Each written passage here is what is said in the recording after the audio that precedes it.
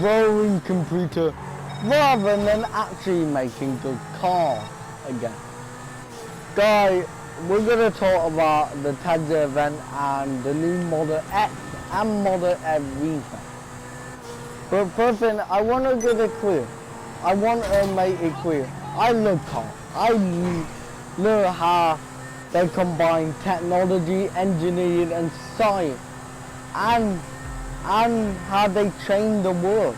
And for me, a car is not something that you need to get from point A to B. For me, a car is something more than that. And I have got into cars lately, and they've been getting more techy. And they be sort of not cars, but now they're rolling computer on wheels. And how one day the technology that we used to talk, and one day that other car only have 5% of it were made out of technology. In 100% of the car is completely technology. But let's talk, what did Elon release? Elon released 2 new cars, released 2 new updates to the Model S and the Model X. Their Model S is their like premium luxury family saloon, like similar to like a Mercedes-Benz Nequad or RDAA or BMW 7 seat. And the Model X is their 7-seater luxury car with the Falcon door. That was pretty cool, I do have to say. Similar to the X7 or the GZ or the RDA8. Similar to them cars. So what did the car do? The car both get the yacht steering wheel. I like Tesla, what you're doing with the yacht steering wheel. Here's the thing what I hate about Tesla. They keep changing things what they don't need to change. Like with the Model 3 and the Model Y, there's no heads-up display or gay engine could. And now with the new Model S and Model X, they're not even a proper steering wheel. It's like a yacht steering, and there's no option to have that. And to be honest, whether we could have the argument whether the option should be free or should be not be free, but they're completely no option. Tesla, why are you changing something what doesn't need to be changed? And you're changing something what doesn't need to be changed, and gonna put not only people at risk, but your company's reputation at risk. Like, what you doing, Tesla? Also, they get a new curve digital driver display. Also, instead of the vertical display, it now get an 18 horizontal display, where it now get a 18 horizontal display. Also, the interior is better now. They're wired charging pad at the bottom.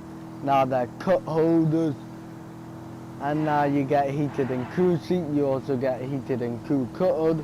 Thing that you will particularly find with a $75,000 car. Which, to be honest, I wouldn't pay $75,000 for the car when I could just go get a BMW 7 Series or Mercedes aircraft what actually had the quality of a $75,000 car. And to be honest, let's say, traditional auto manufacturers are not behind Tesla when it comes to technology. So yeah, I'm not behind Tesla when it comes to really technology or infotainment. They're not really behind. Also, they want you get a screen for your passenger, and whether they're new interior like carbon fiber would make it feel more 40. Also their wired charging power, and all the ports are USB Type C rather than USB Type A, all using the USB 3.1 protocol. So they should be faster and better at charging. Now, let's talk about their entertainment system, because their entertainment system is what I really want to talk about. Even with it claiming their entertainment system is being improved, the UI is a lot better, and from what I've seen, the UI look a lot better. But and the tablet in the middle, which I still don't like, but where I still don't like having no physical control and just having all the control digital built into a infotainment system. I still don't like that, because I think that's dangerous. But this machine had the same horsepower, the same physical horsepower as the new next gen console, the PS5 from Sony and the Xbox Series X from Microsoft, and you can play Cyberpunk 2027. You can play Cyberpunk, the biggest game of the year, we can't run on next generation, we barely can run decently, we barely can run excellent on next generation console. You can play it in a freaking Tesla. Like what? That is really good. I like that. I probably won't let a user feature, but I like that feature. When I start and charge the Dan electric car, I can play Tesla or What Blood Iron. I can play Cyberpunk or What Blood Iron, or play Destiny 2, or even subscribe to Guardian the Gamer and watch Guardian the Gamer video. That would be cool. And they're freaking their own controller. That is just cool and impressive. But then I wonder to myself, if you're spending 125,000 on a car, well, I'm not judging people if they spend 125,000 on a car. I wouldn't spend that money on an electric car. I would if it was a combustion engine, but certainly not on an electric car. You probably had a gaming PC like a Razer Blade, or the ROG Duo with 2 displays, and you probably can run game at 4K and 120 Hz. 120 FPS. So like, who's gonna buy it? That is stupid. But that is stupid. That is stupid that you can play game like, you can play AAA game at next gen quality, 4K 120 FPS in a car. That is absolutely stupid. Why the car still have panaga? Like, Tesla, just fit your car before you start doing the techie thing. Because I'm sorry, but traditional auto brands like Mercedes-Benz and BMW are catching up with the Mercedes EQS and the BMW i4, and they're catching up in entertainment system with BMW iDrive, and my favorite system but only not in the new car. My favorite last generation system was the Mercedes MBUX system. It was just so good. So yeah, but that is where my complaints stop for that. Let's talk about Tesla Plaid. Let's talk about the Plaid model.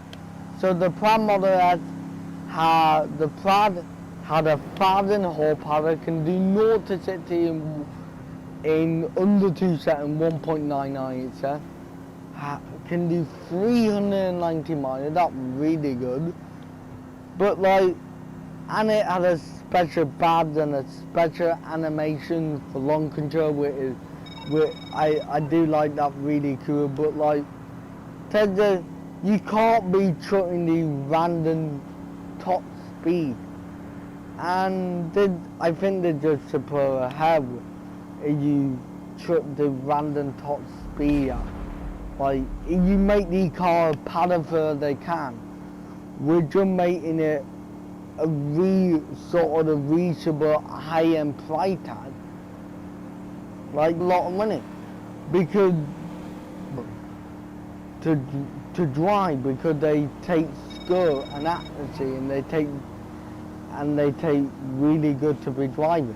I'm not saying poor people, I'm not saying you're not rich if you don't own a Lamborghini Huracan, you're a bad driver. But like, the reason why these cars are expensive, because they're really complicated to drive sometimes. They're not that easy to drive. So Tesla,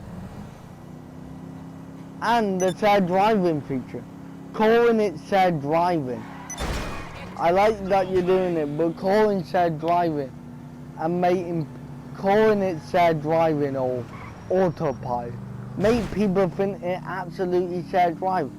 If Tesla keep doing these, and I urge you to stop here, but if you keep doing these, then nobody would able to enjoy them in the future, because somebody would have had a bad accident and somebody would throw complaint at Tesla and government get involved, and nobody would have the ability to do autonomous driving in the future, or go recruit, or have four-door family luxury saloon car go crazy speed. So yeah, that's my opinion on the new Tesla Model S and X. It's quite ridiculous. I don't know why Tesla had to put gaming performance in their basic entertainment system, and I don't know why Tesla had